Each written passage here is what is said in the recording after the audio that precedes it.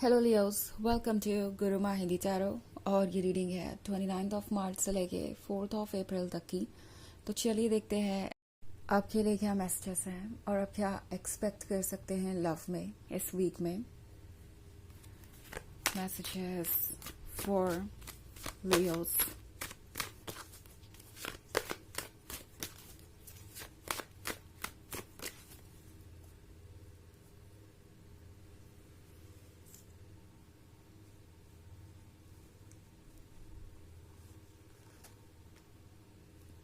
Seven of Pentacles, Four of Swords, Three of Pentacles, Queen of Pentacles, and Nine of Wands. Okay. So हमारे पास है Four of Swords. Four of Swords क्या होने का मतलब है कि कोई ऐसा महसूस कर रहा है लियो जैसे कि कोई काम अधूरा रह गया। आई डोंट नो इसका एग्जैक्टली मतलब क्या है, बट ऐसी ही एनर्जी मुझे मिल रही है। लगता है कि आप दोनों के बीच जो भी बात हुई या जो भी आर्ग्यूमेंट हुआ या जो भी प्रॉब्लम्स क्रिएट हुई उसके बीच में आप दोनों ये भूल गए कि आप एक दूसरे के लिए कितना इम्पोर्टेंस रखते हैं, कितना मायने रखते हैं। और ये पर्सन ये फील कर रहा है जैसे कि उन्होंने सिर्फ वही कहा जो उन्हें नहीं कहना चाहिए था, या यूं कहे कि जो वो कहना नहीं चाहते थे। उन्हें लग रहा है कि बहुत सारी बातें बस यूं ही हो गई, लाइक वो कहते हैं ना हीट ऑफ कन्वर्सेशन में, और फिर उन बातों का कोई मतलब नहीं निकलता। बाद में आप सोचते हैं कि ऐसी बातें आपने कही ही क्यों, आप ऐसा कहना नहीं चाहते थे। बट यू नो कभी कभी कोई पर्सन अगर बहुत ज़्यादा किसी चीज़ से इरिटेटेड हो तो वो बिना सोचे समझे कुछ भी बोल देता है, और इस पर्सन को लग रहा है जैसे कि उन्होंने ऐसा ही कुछ किया है और जो उन्हें आपसे कहना चाहिए था वो कह नहीं पाए। वो बातें अभी भी उनके मन में हैं। इस पर्सन को लग रहा है जैसे कि अभी बहुत कुछ अधूरा काम रह गया है। इनफैक्ट अगर हम थ्री ऑफ पेंटिकल्स को देखें तो ये एक अधूरा स्कल्पचर ही है जिसे पूरा किया जा रहा है, जिस पे अभी भी वर्क करने की ज़रूरत है। तो लगता है जैसे ये पर्सन आपके बारे में बातें कर रहा है दूसरों से। नॉट नेगेटिव बात है, ऐसा नहीं कि कुछ बुरा बोल रहे हैं या दूसरे ने कुछ बुरी एडवाइस दे रहे हैं। यहाँ पे मैं एक हेल्दी डिस्कशन देख रही हूँ। ये मोस्ट प्रोबेबली इनके फ्रेंड्स हो सकते हैं। ये दूसरे लोगों से बातें कर रहे हैं और पूछ रहे हैं कि वो क्या कर सकते हैं इस सिचुएशन को करेक्ट करने के लिए। दूसरे लोगों के रिलेशनशिप के बारे में भी पूछ रहे हैं और फिगर आउट करने की कोशिश कर रहे हैं कि वो कैसे इस पे वर्क कर सकते हैं, कैसे आप दोनों और क्लोज आ सकते हैं।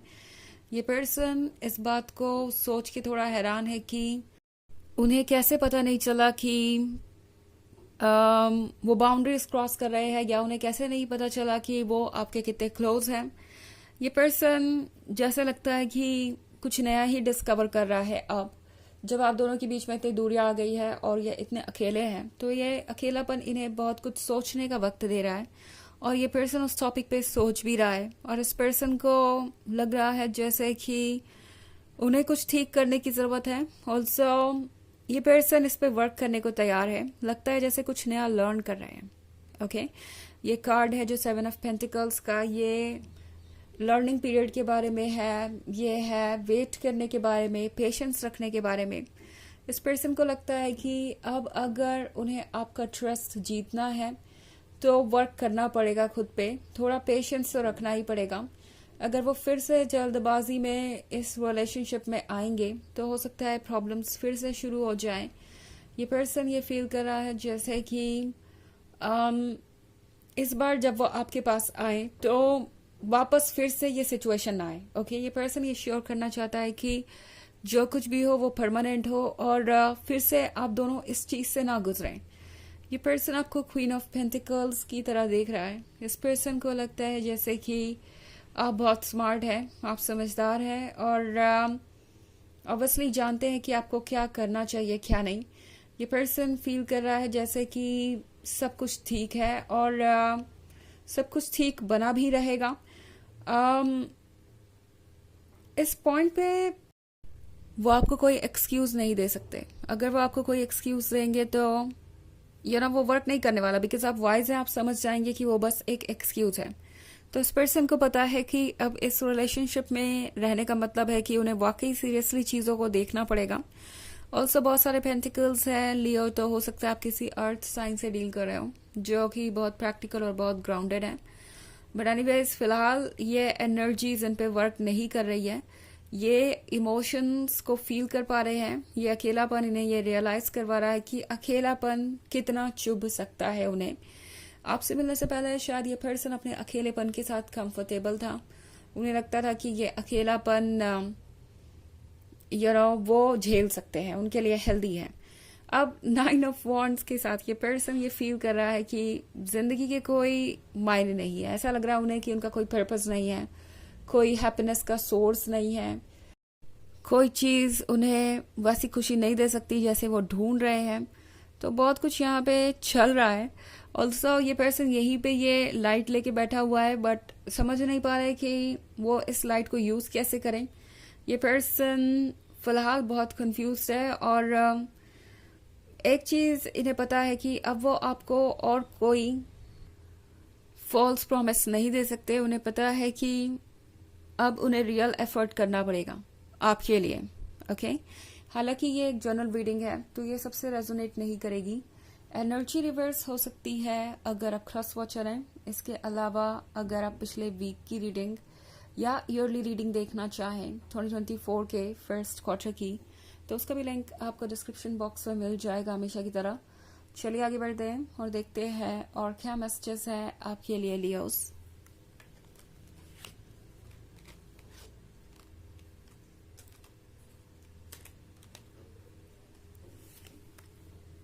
Seven of Wands, Death, the Hierophant, Nine of Swords, and the Knight of Swords. Okay.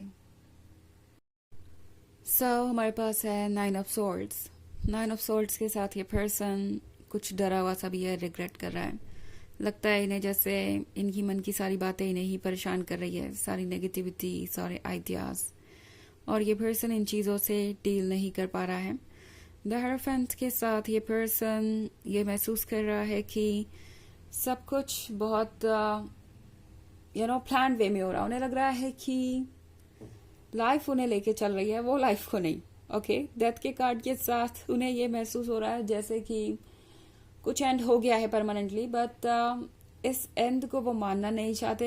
ये पर्सन ये बिलीव नहीं करना चाहता कि ये रिलेशनशिप उनके हाथ से निकल चुका है या निकल सकता है। ये पर्सन नहीं बिलीव करना चाहता कि जो ऑब्स्टेकल्स है आप दोनों के बीच वो रियल है। बट फिलहाल इस पर्सन को लग रहा है कि उनके कंट्रोल में ज्यादा कुछ है नहीं। बट यहाँ पे एक फैक्ट ये भी है कि नाइट ऑफ सॉर्ड्स के साथ ये पर्सन बहुत ज्यादा बेचैन हो रहा है। ओके, ये चाहते हैं कि जल्दी से जल्दी चीजें ठीक हों, जल्दी से जल्दी वो आपकी ओर क्लोज आए।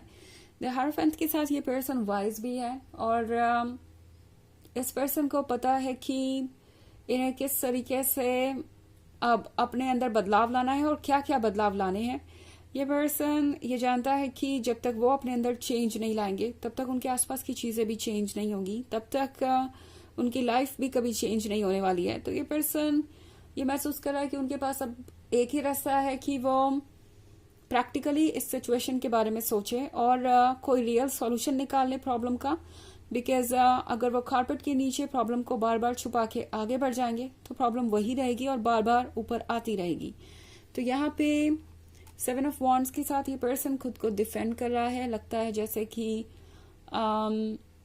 ये किसी तरीके के आइडिया से भाग रहे हैं। ओके, इनका दिमाग शायद इनसे कह रहा है कि अब कुछ भी पॉसिबल नहीं है, ये रिलेशनशिप ओवर हो चुका है और वो इसे नहीं बचा सकते हैं। और ये पर्सन खुद को इस नेगेटिविटी से बचाना चाहता है, इस फियर से और इस तरह की सोच से।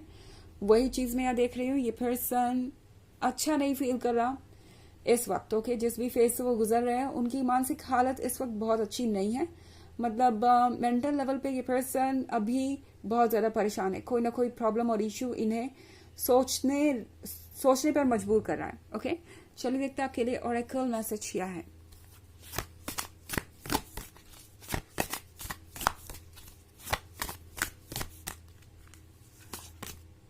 सैक्रिफाइस, इस पर्सन को लग रहा है कि उन्हें कुछ ऐसा सेक्रीफाइस ना करना पड़ जाए जो उनके लिए बहुत इंपॉर्टेंट है, जैसे कि उनका ये हार्ट, जैसे कि उनकी ये खुशियाँ। तो ये पर्सन ये सोच रहा है कि किस तरीके से वो सिचुएशन को बदले। ये सेक्रीफाइस उनके बस का नहीं है और ना इसे वो सेक्रीफाइस करना चाहते हैं। ये पॉइंटलेस है। इस पर्सन को पता है कि ये सेक्रीफाइस करके वो कभी खुश नहीं रह सकते, और ये कोई सेक्रीफाइस करने की चीज भी नहीं है, बल्कि ये पर्सन इस पॉइंट ऑफ व्यू की तरफ शिफ्ट हो रहा है कि वो अपनी खुशियों के लिए और अपने प्यार के लिए बाकी सारी चीजों को सेक्रीफाइस कर सकते हैं। ये उन्हें अब महसूस होने लगा है। तो ये रीडिंग इस वीक की। आई होप आपको अच्छी लगी होगी। Thanks for watching. Till next video. Bye.